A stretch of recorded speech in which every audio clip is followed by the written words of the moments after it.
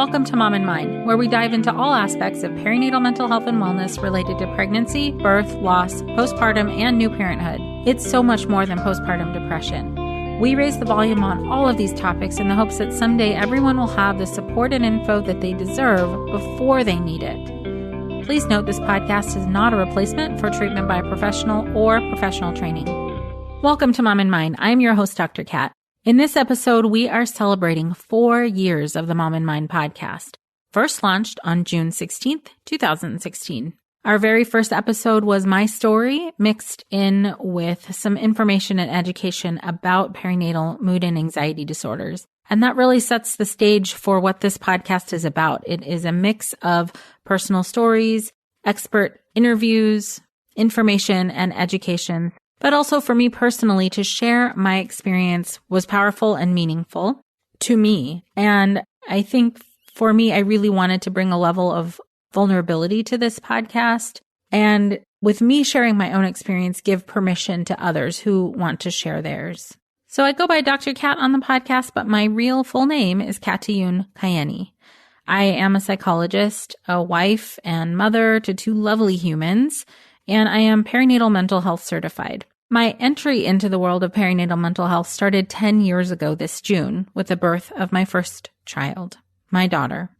Apparently, I like to birth things in June. Both of my kids are June babies, and so is this podcast. And just like with being a parent, over the 4 years of this podcast, I've had loads of learning, lots of mistakes, and so many topics that have been covered, but still so many left to go. One of the reasons I love doing this podcast is that there is no shortage of experiences and perspectives to share. In my opinion, there is nothing about life that is not touched by or doesn't intersect with conception, pregnancy, birth, loss, or postpartum. Nothing.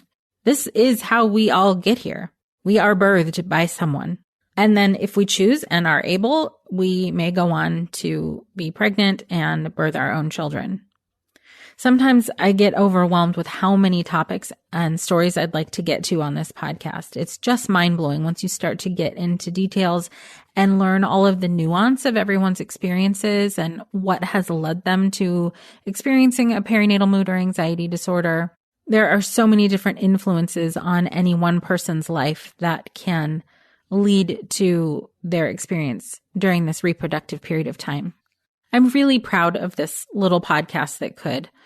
We've been heard in 69 countries, have over 356,000 downloads and counting, continuing to build social media followers and get the word out. And our demographics, according to social media statistics, the highest number of listeners we have are between 25 and 44 and listed as primarily female. We've had 180 episodes. For the first several years, I was doing podcast episodes every week, and I made a shift to doing them every other week, as that is more sustainable for me and my life right now. Out of those episodes, the top downloaded is the first one, my postpartum journey. And what I hope to do today is to expand on that. And I'll tell you a little bit more about that in a moment. Our second highest downloaded episode is number 87 on postpartum anxiety with Dr. Carly Snyder. I'm not surprised that that is so highly downloaded. So many people deal with postpartum anxiety.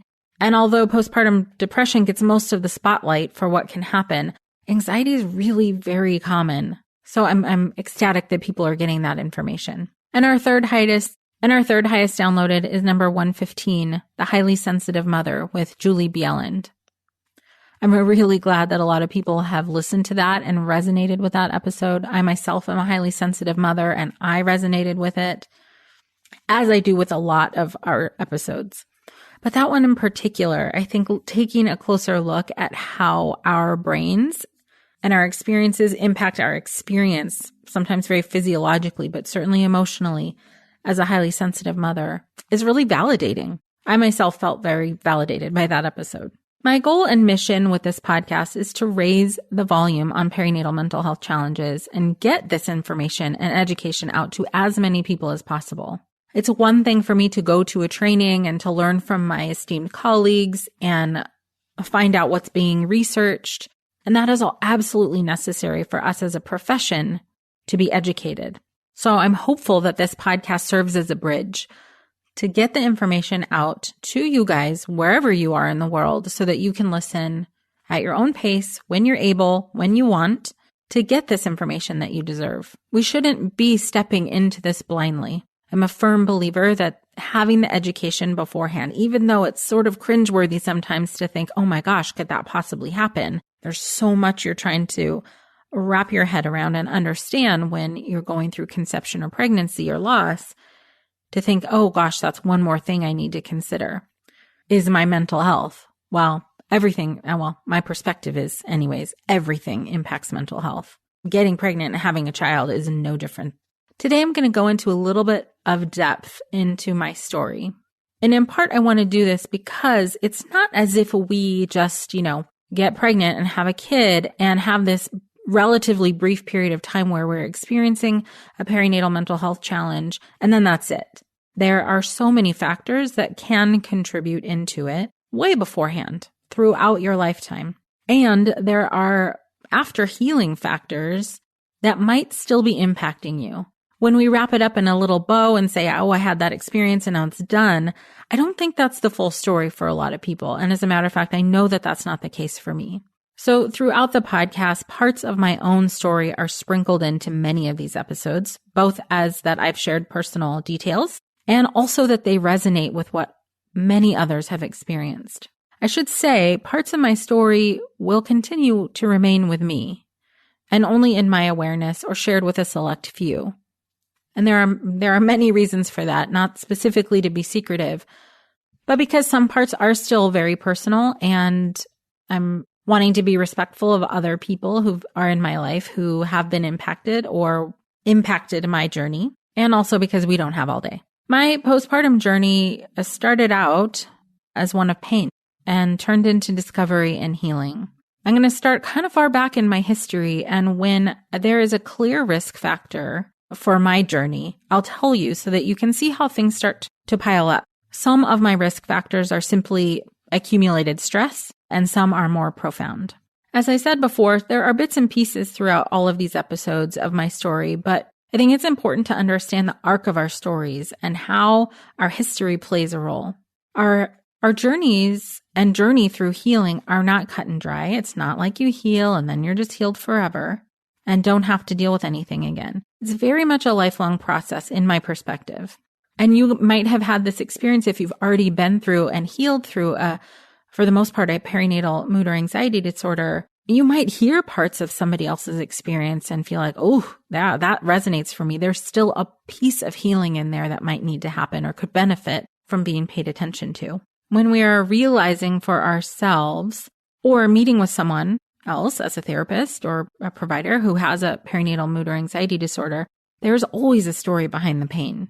There may be contributing factors to what they're going through that are more recent, but sometimes the contributing factors happened a long time ago. No one wakes up choosing to go through postpartum depression or postpartum anxiety or anything that we can experience during this time. Nobody would choose this. It's often an accumulation of things or risk factors or life events that have resulted in emotional and or physical pain. And as I said before, even when the bulk of healing has come and you're mostly feeling fine, there may still be little bits that show up for healing at other times in life. It's really quite complex, and I personally can't get into all of it here because, well, for me anyways, as I said, I have 42 years of stuff, and that's going to be true for everybody. We're not going to hear every little bit of someone's story to be able to have a full complex understanding of why they're experiencing what they're experiencing. And that's not our job, really. We don't have to know every detail. We just have to listen and we have to believe. We have to listen to people. We have to believe their experience. It's really not up for debate. Each person's individual experience through this is real and deserves all the attention. So I want to say that my journey started at least when I was 8. And I'll say that because that was the year of my entry into the reproductive phase of my life. My period started very, very early.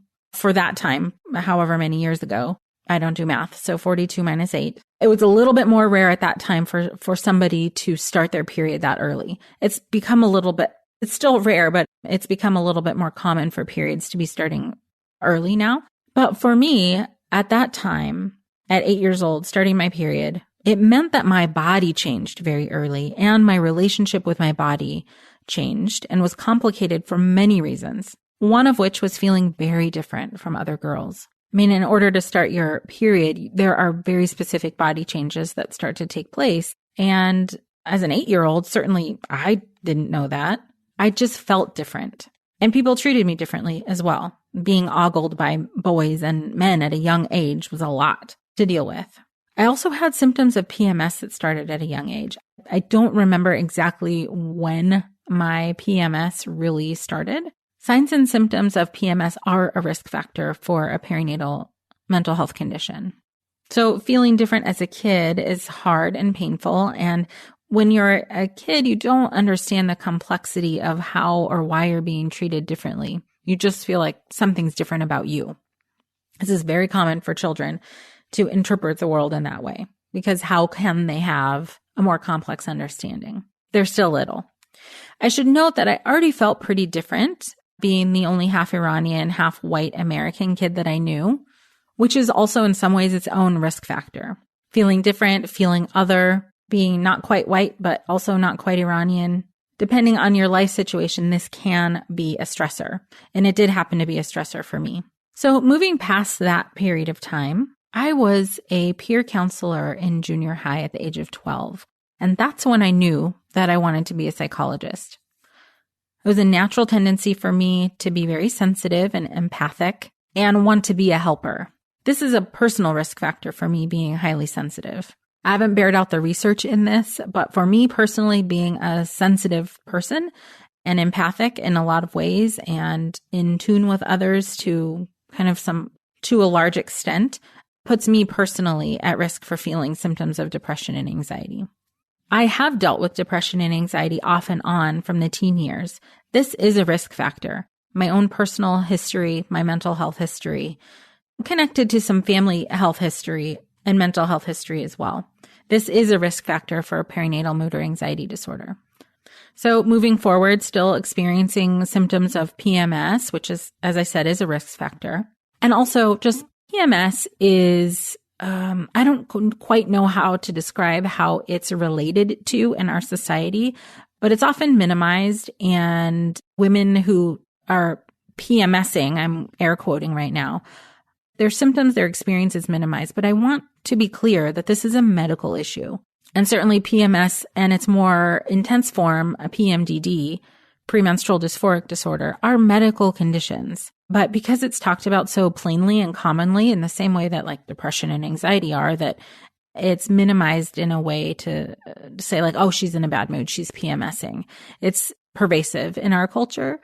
What I want people to know who experience PMS is that it is real and it absolutely impacts you. It impacts your day. It impacts your mental health. It impacts you physically. And I'll come back around to talk about how PMS has impacted me. Fast forward a little bit more. I didn't know it at the time, but my first concussion from a skiing accident, which resulted in an ACL tear and surgery and totally sidelined my high school soccer career at age 15, this is a contributor to my perinatal mental health stuff. Concussions in general, and the more you have, the worse it is, are contributors to depression and many other things. But what also happened is that I wasn't able to play soccer anymore. At that time, I was in junior varsity soccer. I had this ACL tear and I became depressed very quickly after that. So I don't know if you can already tell, but the risk factors are building. And as we go through people's lives, as you go through your own life, or we as therapists are going through people's lives, these are the kinds of things anyways that I look for. What are the contributing factors? I really love to have as much context as possible when I'm thinking about my own stuff, but also other people's stuff.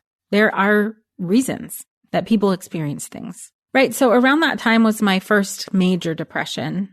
It's a horrible time to be depressed as a teenager. It's a really rough time anyways. But long story short, I pushed through and went on to college, where PMS was a major contributing factor to my mood and stress. I recall being UC Santa Barbara for undergrad and feeling this like really intense, what I know now to be like a panic attack feeling, but that would only come in really during PMS. I went to get help from a doctor on campus. He gave me a diuretic to take when I was feeling intense. Basically a diuretic, it like takes, if you're retaining water, it helps you not retain water.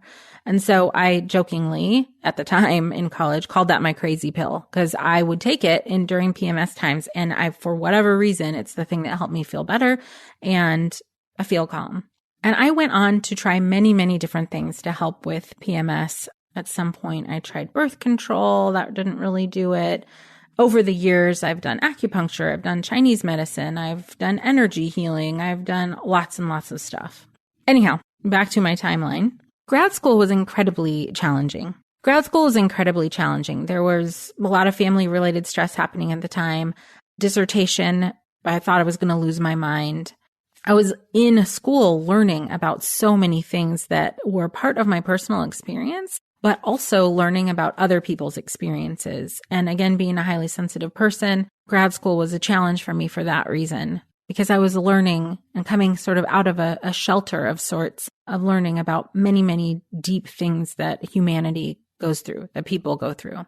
Grad school in that period of time in my life was extremely stressful, and I'm pretty sure I had another bout or two of depression during that time, and certainly of anxiety as well. I don't know if you can get through grad school without anxiety. During grad school, towards the end, I had my second concussion, which also there was a lot of other bodily injury. I had a bicycle accident. And because I didn't have insurance at the time, I was using the county medical services.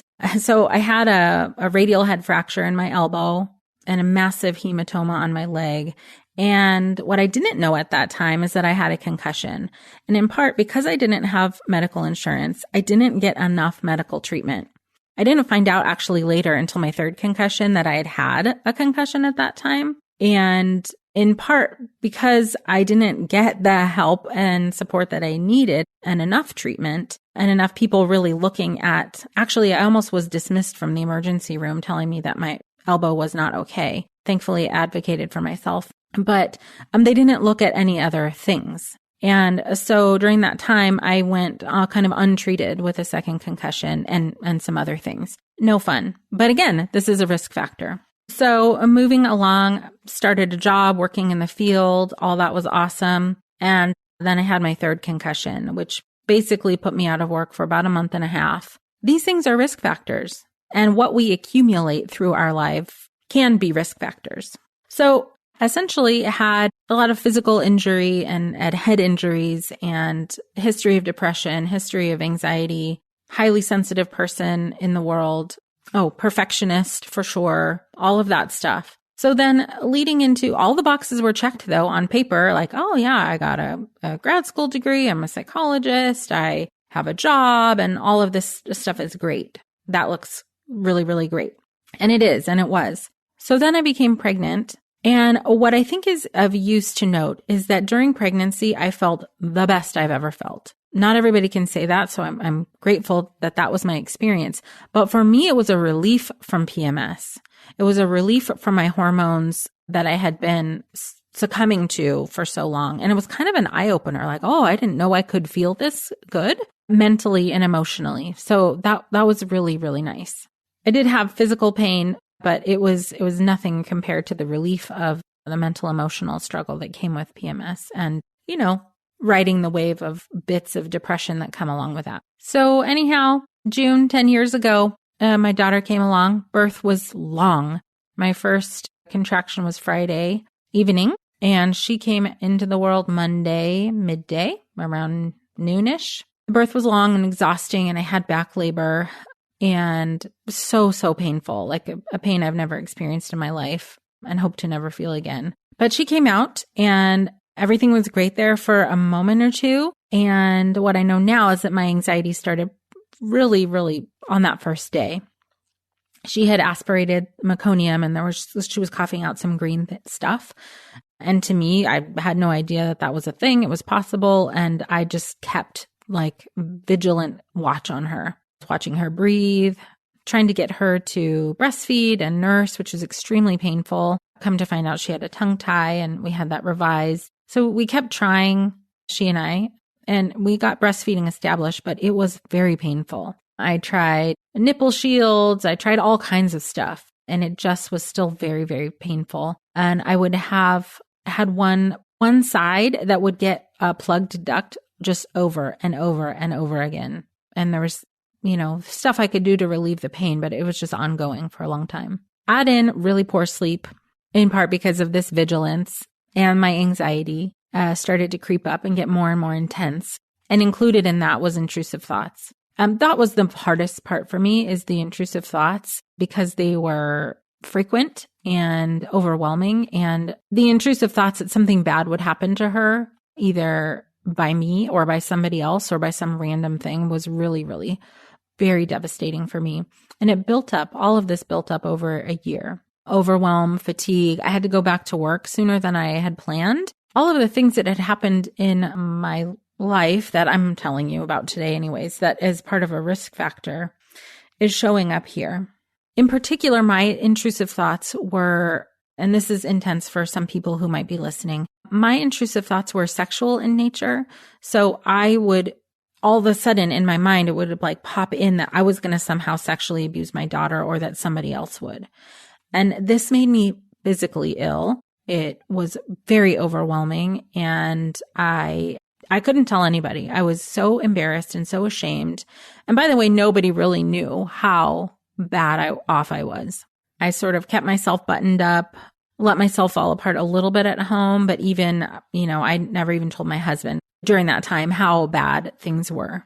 And I lived like that for a year until I was more honest with myself. I'd gone through to postpartum visits and been given a PHQ-9, which is a depression screen, and kind of lied on that because I didn't want to know. I didn't want people to know that I was suffering, especially not as a psychologist. How could I not know what's going on? But I knew deep down something wasn't quite right. But after her year birthday is when I really, really started making a shift and a change. I had gone to naturopathic doctors. I had gone to therapy. I was trying multiple things to try and feel better. My job was actually a big stressor as well. I was working in an environment that for me was too much. And so in order to protect my mental health, I had to kind of move out of that and into private practice. The timeline is a little bit fuzzy, but for me, once I realized what was happening and started reading about perinatal mental health, started looking into how to get training and how to help others, is when I started to make this shift into this profession. And because of my experience for that first year, I consider that now part of my training.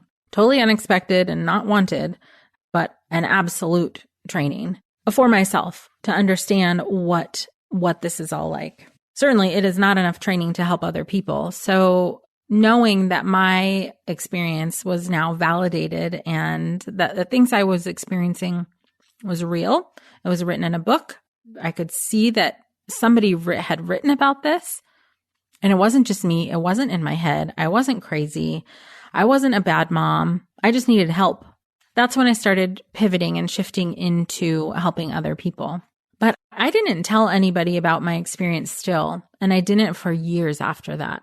Getting past the shame, getting past the guilt, getting past the embarrassment, so to speak, of being a psychologist and not knowing this and not knowing anything about this or that it was happening to me was almost too much to bear. I remember ordering a CD that had CEs for learning about perinatal mood and anxiety disorders. And I read, and I started to think about if I could help other people. And it was a little hard for me initially to gauge what I could withstand. Because if you've been through something like this and then you start helping people who've been through something like this, there's a bit of a raw nerve that's still there in the very beginning.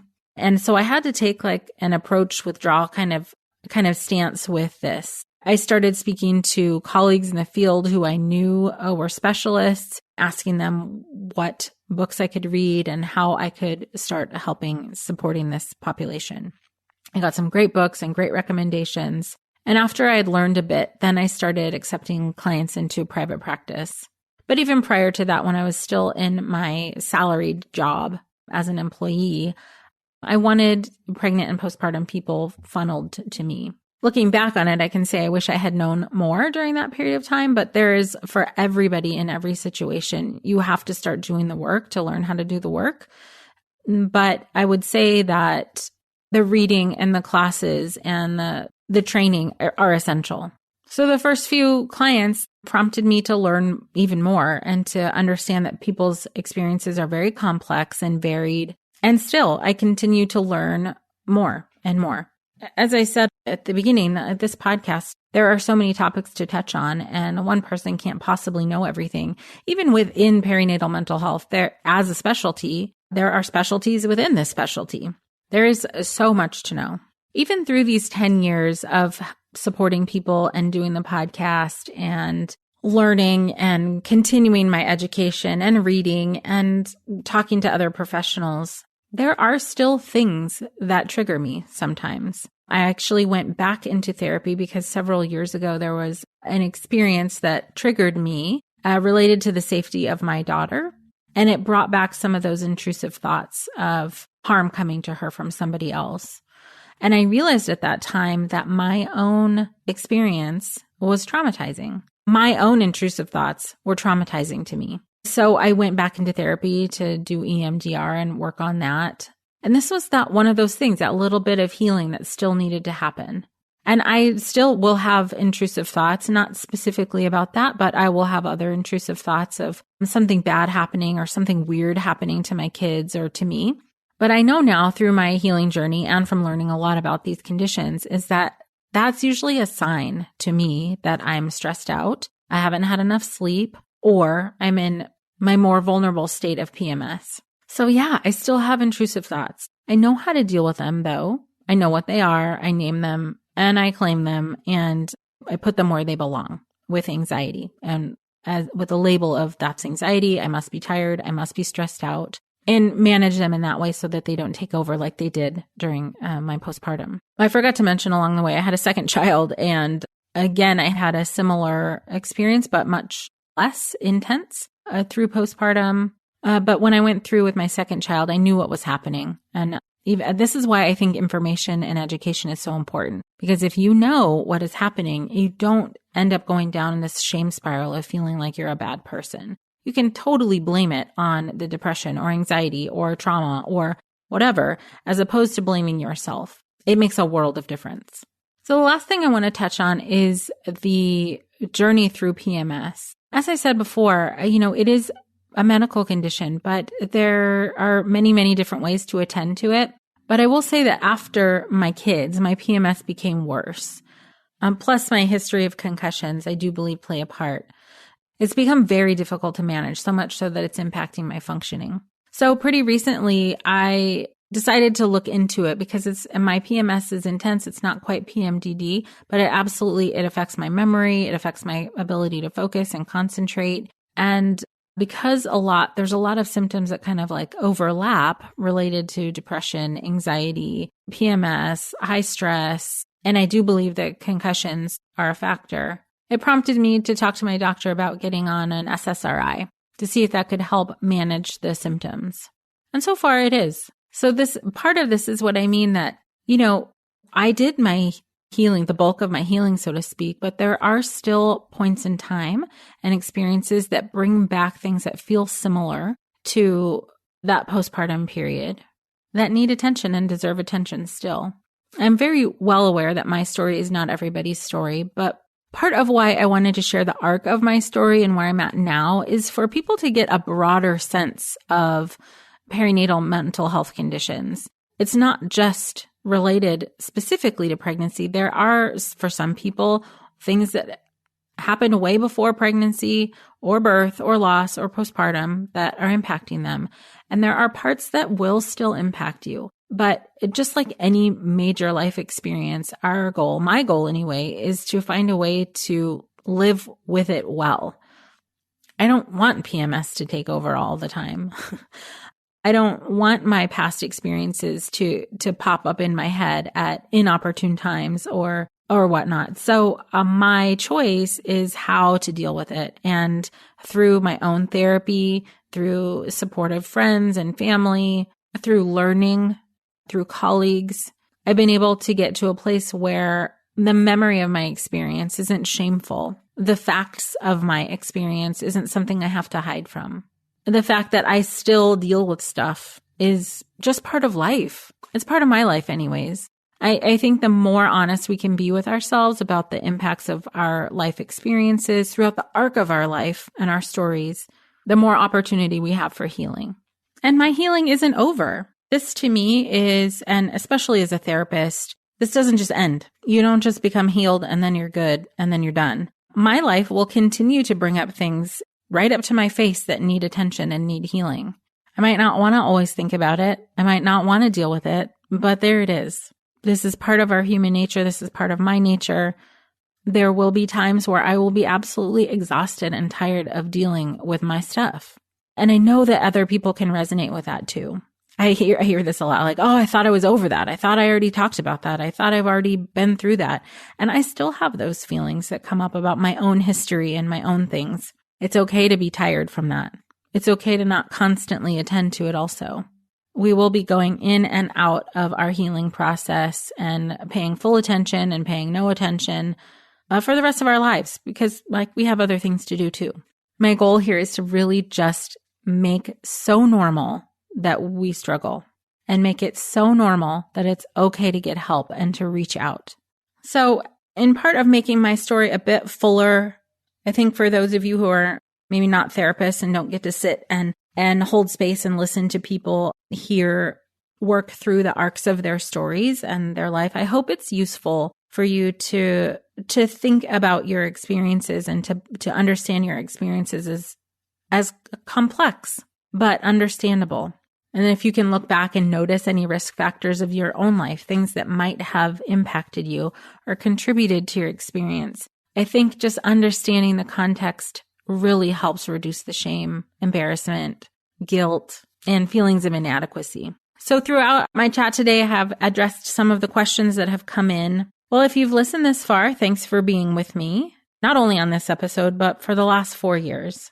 I'm still here. We are moving directly forward, continuing to have episodes that hopefully are supportive and resonate for you and help you through your journey. I would love to hear from any and all of you about your experience on the podcast, or if you're interested in sharing your story or your expertise, you can email me to hello@momandmind.com. For those of you who are new to the Mom and Mind podcast, thank you for joining us. Those of you who've been listening, thank you for being with us. I am so incredibly encouraged and honored to hear how this podcast has supported you, and I hope that it continues to do so. Connect with us on any podcast platform or at momandmind.com. Thank you so much for being with us. Until next time. Thank you so much for joining us today. Please share this podcast. Together we can support moms and families so that no one has to deal with this alone. Come connect with us at momandmind.com.